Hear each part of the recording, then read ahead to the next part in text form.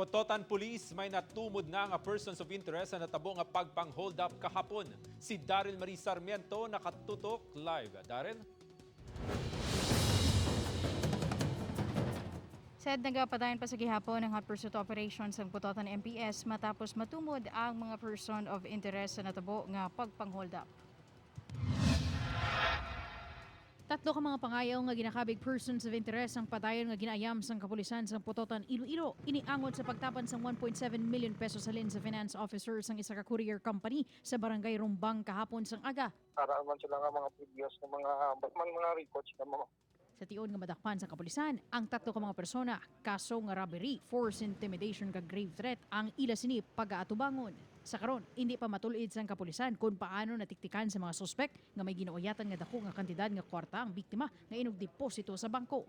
hindi pa natin may ginapadayon pa itong pag-investigar sa natin ng mga empleyado.